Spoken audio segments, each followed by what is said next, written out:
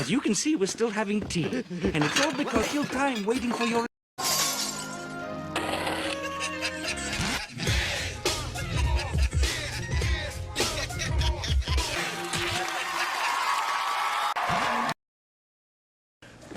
Wedding season, kid. You sandbagging son of a bitch. I got us down for 17 of them already. Okay, now how many of them were cash pours? Great question. Love where your head's at, and 2 of them actually are. But I got us covered. Purple Hearts. We won't have to pay for a drink all night. Oh, yeah. This is where I started to notice something. She started being in places where I don't think she's supposed to be. When it was time for the professional photographers to do their job, she kept interrupting other vendors to do the TikTok. Look at his face. He's just like, bitch. I guess it's called the Fiance Anthem TikTok. Now the bride is all ready to go. On here it says the girl in the back is the assistant planner, and she is the one that kicks her out later. At this point, even I'm like, why are you like right here, like documenting the whole thing? But if they said you could, I guess. Over here, follows the bridesmaids to document her own video. Now, look what she said here. Kiana was getting ready to do her first look. People were trying to disrupt, and I was being top flight security, making sure my bride's first look photos weren't ruined by strangers. Hold up. The makeup artist is kicking people out? People that was invited to the wedding or whatever?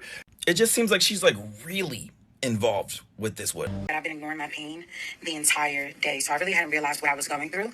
And I've been having such a good time with these people, and I felt so much love that I couldn't even believe that this groom was talking to me that way. Especially, I hadn't done anything to him. I hadn't done anything to anybody that day. The only thing I did was show up, do my best, and be my best. I just wanted to make sure that this bridal party really enjoyed. I just wanted to do everything that I could to make sure that the day was perfect for them. But obviously, I was doing something to get on somebody's nerves.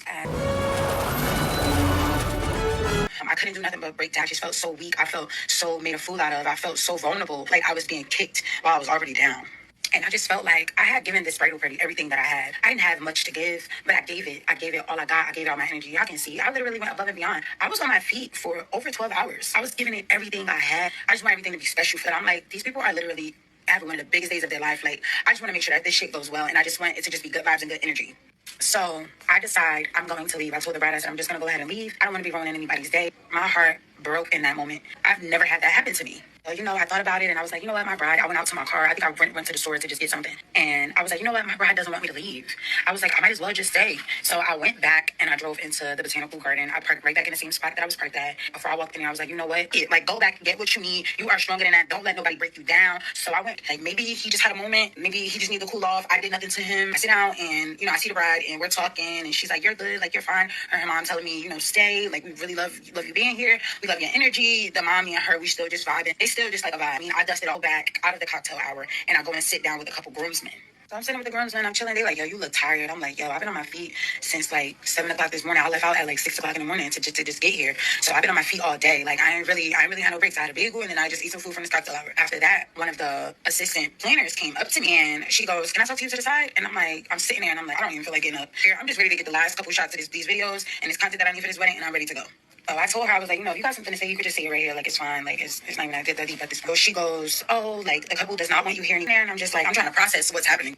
The couple wants me to leave. Like, what did I do? Like, I'm just so confused. On top of that, this is just, like, super embarrassing. But I would have went to the side with her or not. This is something that I know was being talked about. So it's already just embarrassing. It didn't matter. This is my reputation. This is my company. I'm self-made. I built this on my own. And this is just, like, crazy. And I didn't do anything to anybody. I'm so confused. So, I started walking by. And, again, I'm about to burst out in tears because I'm just, like... Nah, like, there's no way that all of this stuff is happening. There's just no way. So I pulled the bride and I was like, oh, can you come here?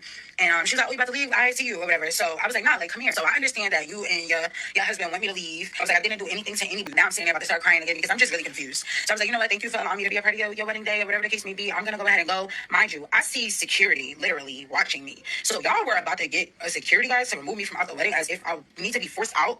Like, as if I'm begging to be here. Like, for real?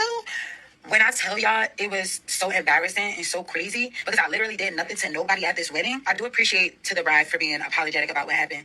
That was crazy and it was unacceptable. It was disrespectful. I maybe think I was the only black vendor. I don't know. I'm the only black vendor that I saw, and I was treated that way.